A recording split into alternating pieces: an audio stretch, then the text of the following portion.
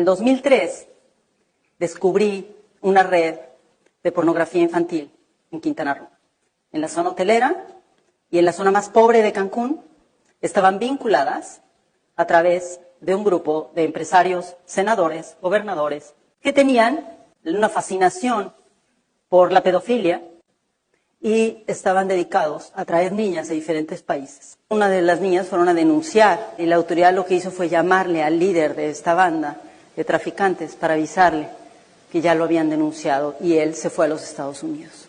El empresario se llama Jan Sukarkuri y puedo decir su nombre porque ganamos el caso y está preso. Él había traído, hasta donde yo pude documentar, 200 niñas y niños a la zona hotelera de Quintana Roo, de Cancún, frente al mar, a donde venían empresarios y políticos a tener sexo con niñas entre 4 y 13 años. No solo eso, sino hacía pornografía infantil. 2003 fui directamente con las autoridades federales a preguntarles cómo podemos investigar una red de pornografía infantil que está comprando y vendiendo niñas a través de Internet. No, señora Cacho, es una exageración. Seguramente son unos cuantos niños, son pedófilos, pero pornografía infantil en México, ¿cómo cree? No. Y encontré un hacker y nos metimos en el Deep Web por primera vez. Imprimí 300 fotografías de hombres adultos con niñas y niños menores de 13 años. Senadores, gobernadores y empresarios multimillonarios mexicanos y extranjeros. Pero se quedó en mi cabeza una idea, ¿cómo vamos a encontrar a estas niñas y niños? Mientras esto sucedía, y yo hacía la investigación, escribí toda la historia. En ese entonces yo ya tenía 3 escoltas federales, porque ya había tenido 2 atentados y varias amenazas de muerte, y ya un abogado de Cancún me había puesto un arma en la cabeza por meterme en asuntos privados de su vida cuando denunciamos que había intentado matar a su mujer. Él entró a mi oficina y enfrente de mi escolta federal me ofreció $1 millón para mi organización, de parte de un hotelero y de un senador mexicano. Me dijeron, mire, usted, señora Cacho, no va a sobrevivir, no va a poder publicar ese libro que quiere publicar. Nadie sabía que yo iba a publicar un libro, excepto, por supuesto, la Secretaría de Gobernación, que tenía investigados mis teléfonos. Si usted acepta este dinero para ayudar a las pobrecitas víctimas que reciben su refugio, le vamos a ayudar a detener al líder de la banda de criminales. Unos meses después, entregué mi libro, Los demonios del Edén, a la editorial Penguin Random House. Y resulta que el nuevo secretario de Seguridad Pública Federal, el encargado de lo que ahora es la Policía Federal, Miguel Ángel Yunes Linares, mandó llamar por teléfono al director general de Random House en México y lo invitó a su oficina. Con hombres armados, le dijo que ese libro no podía ser publicado, porque él aparecía en el libro. 2 meses después estábamos presentando el libro en la Ciudad de México y para ese momento ya habíamos rescatado a 200 niñas y niños. Ya tenía los nombres, los apellidos, ya sabíamos quién eran sus madres, sus padres.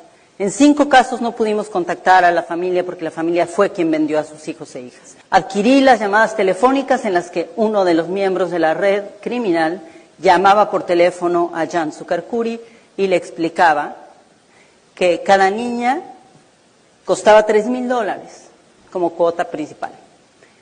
Y después de los $3,000 tenía que pagar, además, los papeles.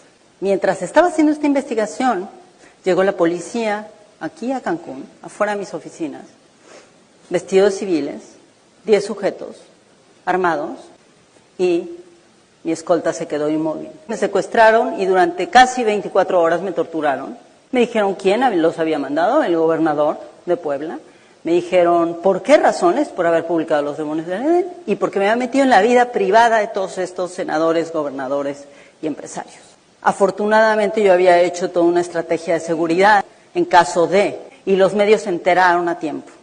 Entonces la policía que me secuestró se vio obligada a llevarme viva a Puebla en lugar de matarme en el camino como me habían prometido si yo no firmaba ahí mismo un documento diciendo que el contenido de mi investigación era absolutamente falso.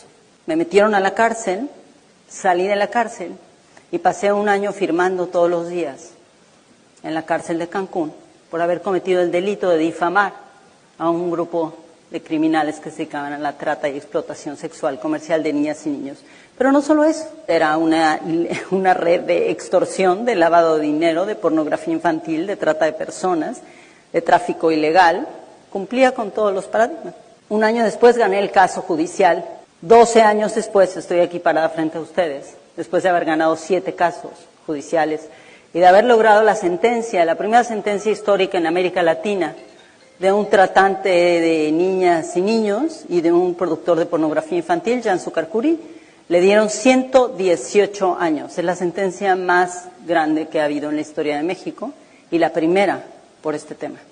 Tracé un mapa para entender cómo las mafias mexicanas estaban operando en Nigeria y en Japón, y cómo las mafias japonesas operaban en Estados Unidos, en el Reino Unido. 143 países están investigados para ese libro. Tracé estas rutas y las seguí. Durante 5 años me tuve que disfrazar de monja para meterme en los lugares donde solamente dejan meterse a las mujeres religiosas, para poder documentar cuántos niños y niñas había dentro de los burdeles en la Ciudad de México.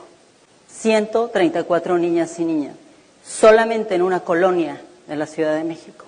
La otra cosa que descubrí es quiénes son las agencias de viajes que facilitan esto y que saben perfectamente qué es lo que están facilitando. También descubrí que estas agencias de viajes trabajan con ciertos sindicatos de taxistas en diferentes países. Y cuando no son los sindicatos de taxistas, porque son VIPs los consumidores, entonces son empresas especializadas en transporte. Me fui a los Estados Unidos siguiendo una red de tratantes de Tlaxcala, que es uno de los estados de México que ustedes sabrán, produce y tiene una gran cantidad de tratantes de personas y tiene una red cultural de padrotes. Ellos, los tratantes, educan a sus hijos y sus hijos a sus hijos y sus sobrinos para que se conviertan en expertos explotadores y vendedores de niñas y niños, se casan con ellas, las llevan a Estados Unidos. Entrevisté a un chico que se había casado a los 26 años 17 veces. Había llevado a las esposas a los Estados Unidos y ahí los descubrieron y los metieron a la cárcel gracias a una investigación colectiva periodística que hicimos varios. Un día empecé a seguir a uno de estos jóvenes de Tlaxcala, en Nueva York, y me di cuenta lo que estaban haciendo. Tenía un grupo de 25 chicos y los 25 chicos iban cada uno con $500 a diferentes lugares a mandar remesas a México. Las remesas iban a Puebla y a Tlaxcala. Era dinero producto de la explotación sexual comercial de niñas, mujeres y jóvenes. Yo no podría estar viva sin mis fuentes, no podría estar viva sin esos policías federales, sin esos agentes especializados de todo el mundo que han sido mis fuentes, que han confiado en mí, que me han enseñado todos los días cómo hacer mi trabajo mejor. Probablemente soy la que está contando la historia casi siempre, porque ellos están allá trabajando en sus países, sus escritorios, o tras de su computadora, pero allí están. Después de 12 libros sobre estos temas, después de 12 años de haber seguido este caso contra el gobierno mexicano y todos los agentes, incluidos 2 expresidentes vinculados con la trata de personas, el lavado de dinero y la protección de la delincuencia organizada, ganamos.